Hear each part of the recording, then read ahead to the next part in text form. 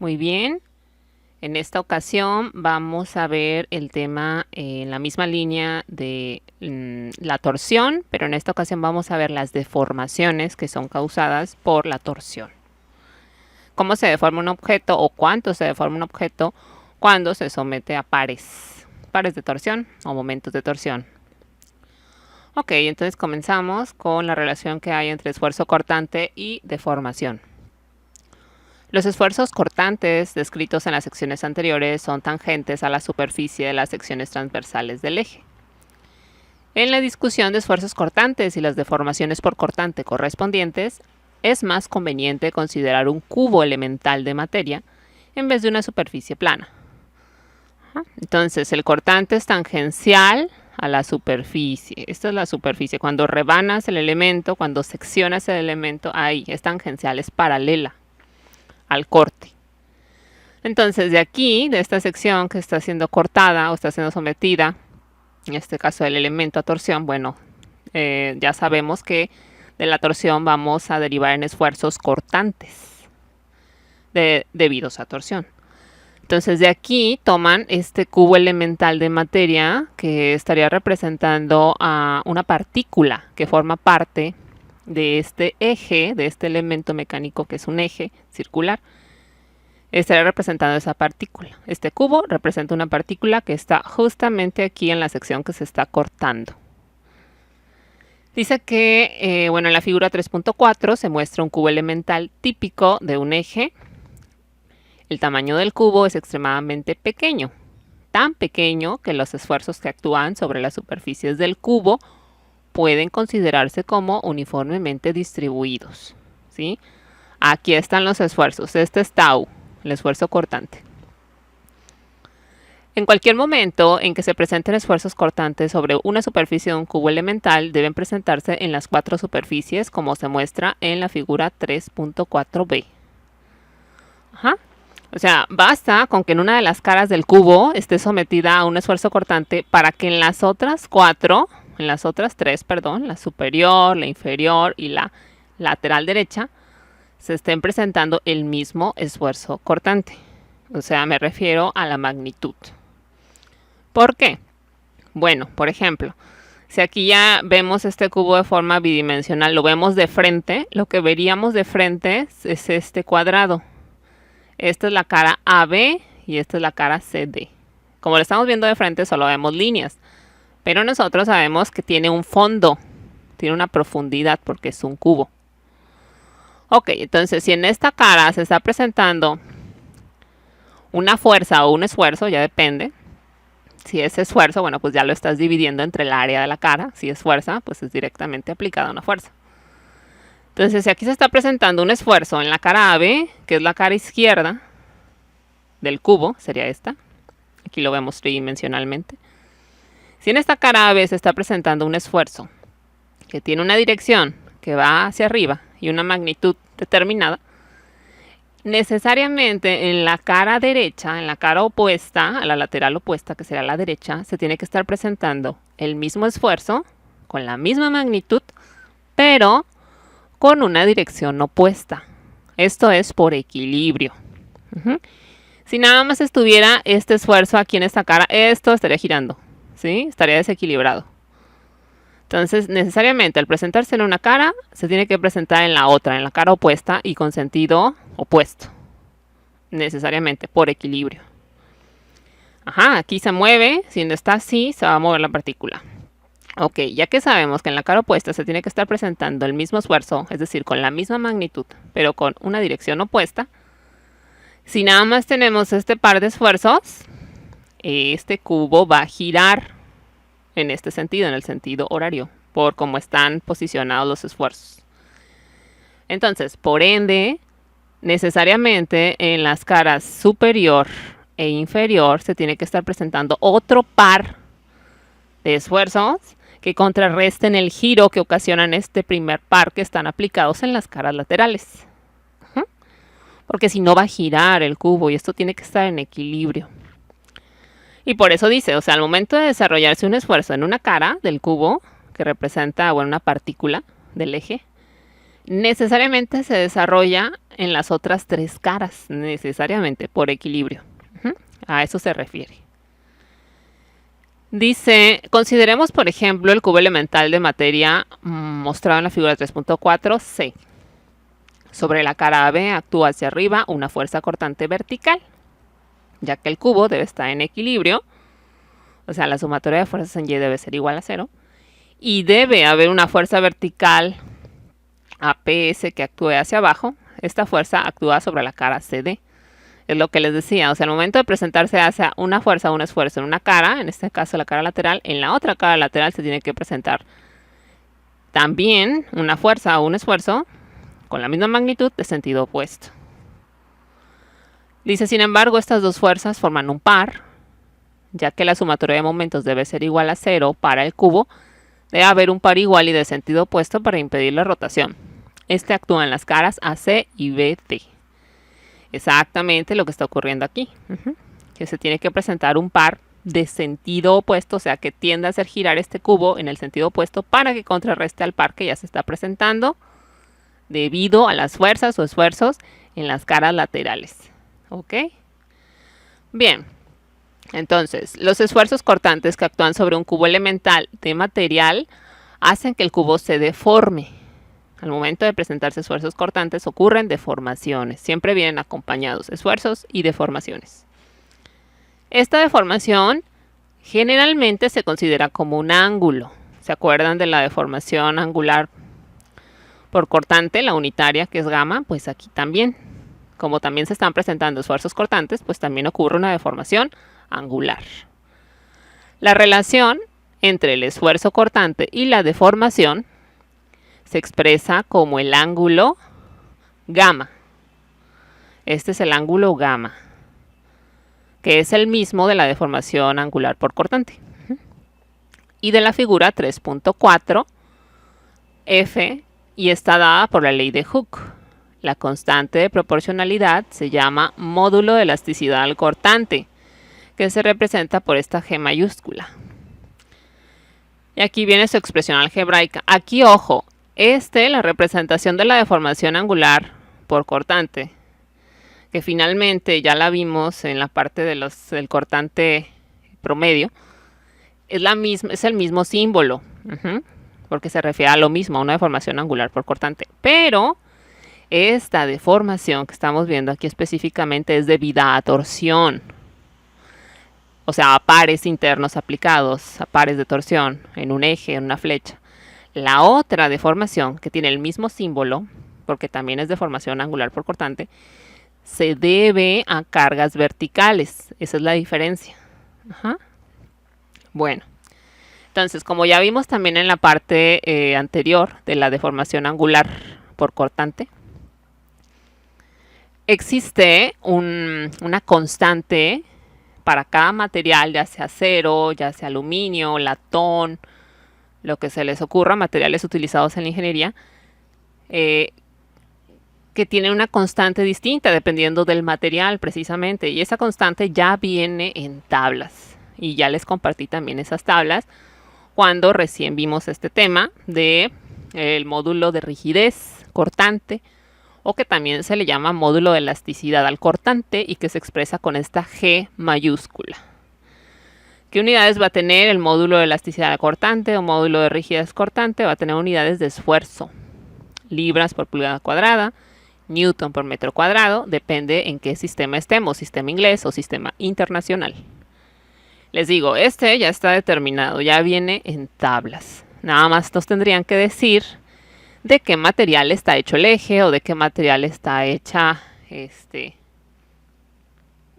nuestro elemento mecánico que estamos estudiando. Bien, entonces, al igual que con los esfuerzos normales, existe una relación entre esfuerzos y deformaciones unitarias, que bueno, es la ley de Hooke básicamente. La ley de Hooke nos dice que hay una proporcionalidad, que hay una relación entre esfuerzos y deformaciones angulares. ¿Cómo se relacionan estos esfuerzos y estas deformaciones angulares? Bueno, se afectan o se relacionan por medio de este módulo de rigidez cortante, que también ya lo vimos en su momento, para el cortante derivado o debido a fuerzas verticales. Ajá. Bien, entonces, esta es la expresión, dice tau, que es esfuerzo cortante, el esfuerzo, pues va a estar en unidades de fuerza por área, o sea, libras entre pulgadas cuadradas o newton por metro cuadrado. Es una fuerza dividida entre un área. G es el módulo de elasticidad al esfuerzo cortante o módulo de rigidez cortante simplemente. Y gamma es la deformación por cortante en radianes, deformación angular, y es en radianes necesariamente. Ok, ya que tenemos esta relación, bueno, pues avanzamos ahora sí al ángulo de torsión. Dice que el máximo esfuerzo cortante en una flecha sujeta a torsión puede determinarse a partir de, que es el tema que recién acabamos de ver, tema anterior a este. Dice que el esfuerzo cortante debido a torsión, que es esta tau, va a ser igual al par aplicado, al par más grande que se aplique en el elemento,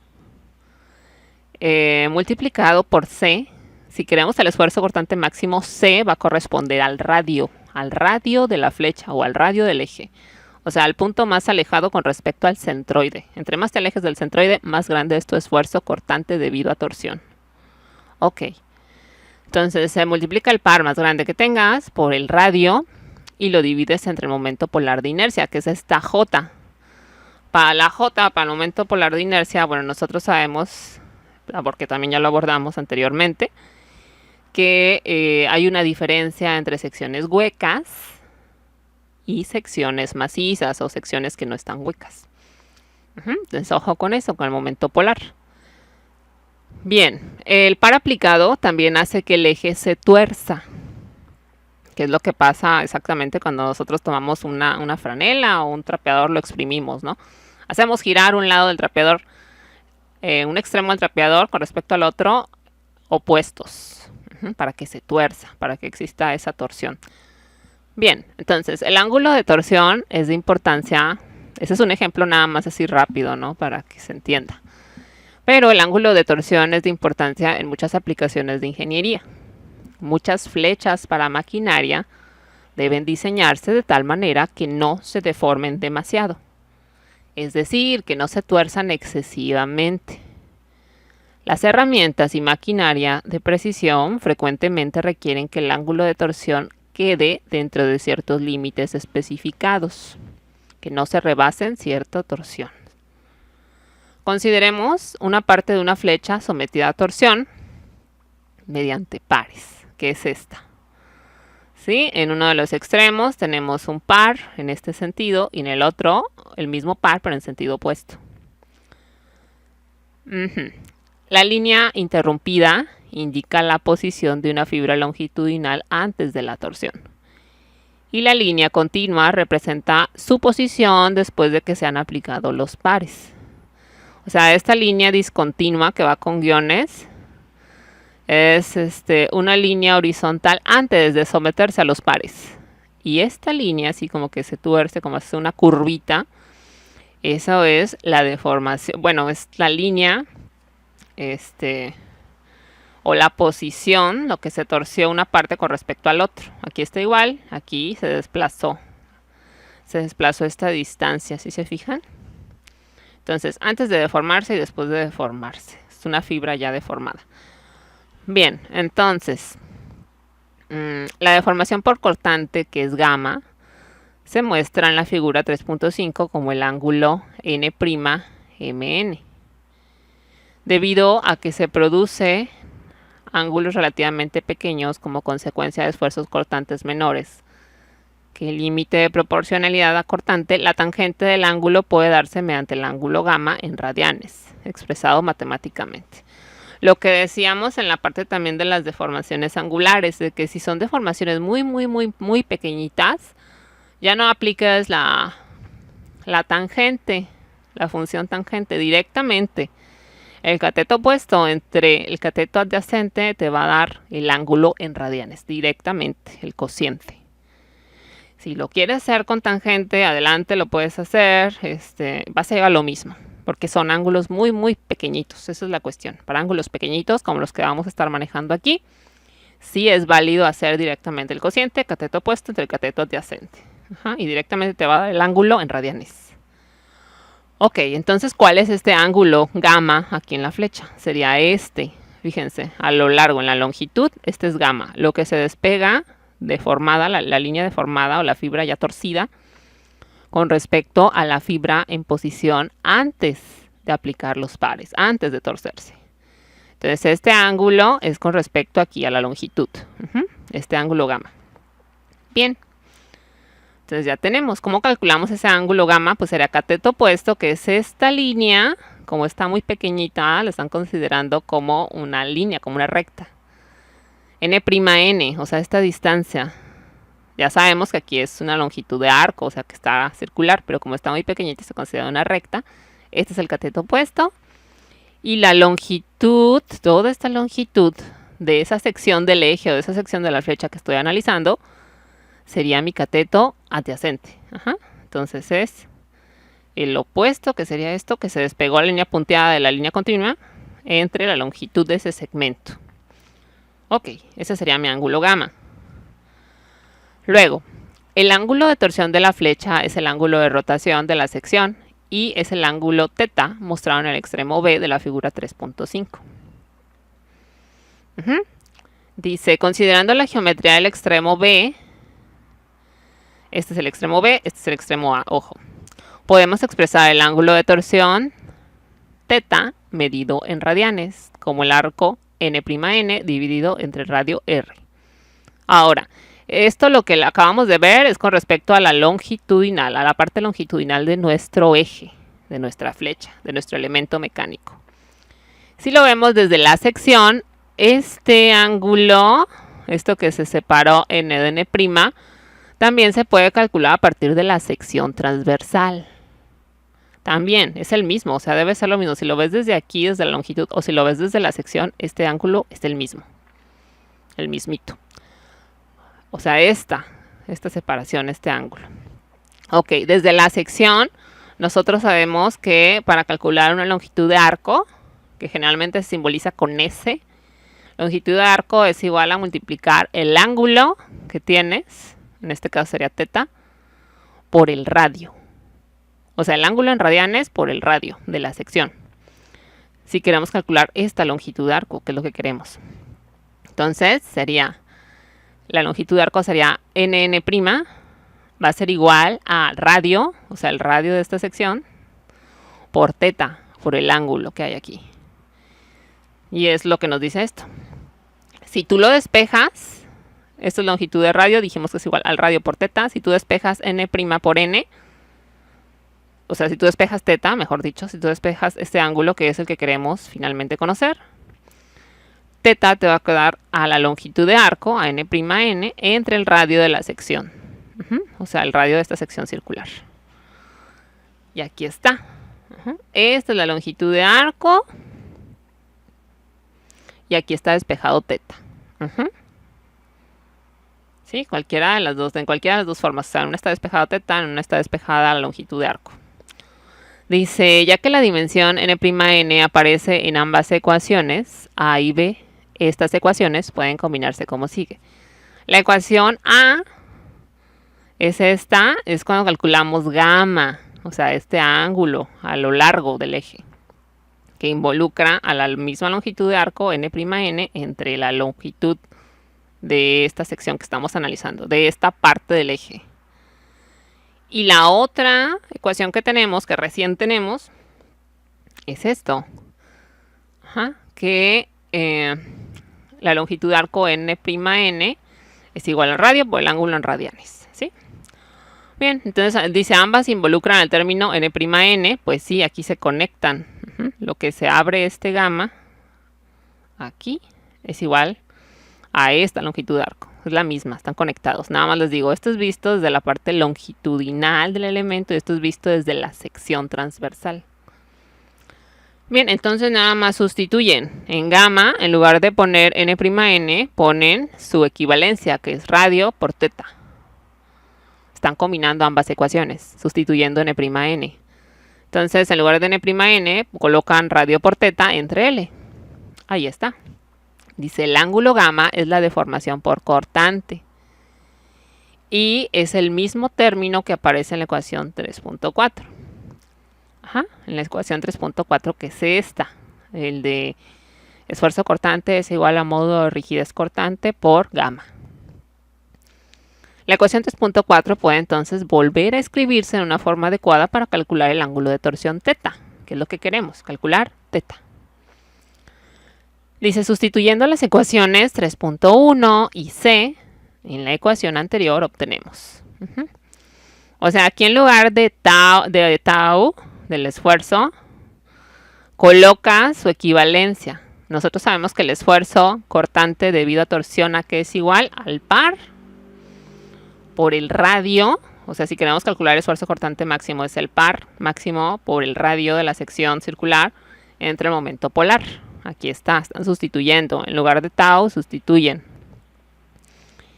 Y en lugar de, bueno, aquí ponen G, módulo de rigidez es este mismo. Y en lugar de gamma, van a sustituir esta ecuación que recién acabamos de obtener. Radio por teta entre L. Aquí está, radio por teta entre L. Y simplemente despejan teta. ¿Sí? Ya teta te queda igual al par aplicado por la longitud de ese eje, o sea, será la longitud entre A y B. Longitud es largo. Dividido entre el momento polar de inercia de la sección. Aquí también la sección, bueno, depende si es maciza o si es hueca. Entre J, entre G, entre el módulo de rigidez cortante. O sea, aquí depende del material. El G depende del material, si es aluminio, acero, latón, lo que tengas, depende del material. Esta variable, la J, depende de la geometría, si es maciza o hueca. La L, pues depende, es la longitud entre un punto y otro en el cual quieras calcular tu ángulo de torsión, cuánto se torció en 2 metros ese eje, por ejemplo. L sería 2 metros. Y T, bueno, es el par aplicado en esa sección que mide 2 metros. Bien, y aquí vienen todas las variables. Dice teta, ángulo de torsión en radianes, siempre va a ser en radianes. Si tú lo quieres, bueno, lo conviertes en grados, pero de esta ecuación te van a dar radianes. T es el par, el momento de torsión, el par interno. ¿Qué unidades tiene un par, un momento? Bueno, igual que un momento normal, sea de flexión o de torsión, tienen las mismas unidades. Newton metro. Fuerza por distancia. Libra por pulgada. L es la longitud de la acción de la flecha en pulgadas o en metros, o sea, de A a B, ¿qué longitud tengo? G es el módulo de elasticidad del esfuerzo cortante, eso depende del material, les digo. Tiene unidades de esfuerzo, libras por pulgada cuadrada o newton por metro cuadrado. J es el momento polar de inercia, depende de la geometría de la sección, si es maciza o hueca. Y va a estar en unidades cuartas, pulgadas cuartas, metros cuartos. Y bueno, pues aquí está ya al final lo que nosotros vamos a utilizar es eso, precisamente lo que acabamos de obtener de todo ese proceso, que nos va a dar el ángulo de torsión para cierta longitud de un eje. Y aquí está. A esto es lo que le llamamos y esto es lo que vamos a utilizar en los ejemplos, en los ejercicios. Ok, pues de aquí ya siguen estos ejemplos. Voy a tratar de hacer los ejemplos suficientes para que se vean todos los casos y de ahí ustedes puedan hacer los ejercicios correspondientes a esta parte de deformación angular debido a torsión. Muy bien.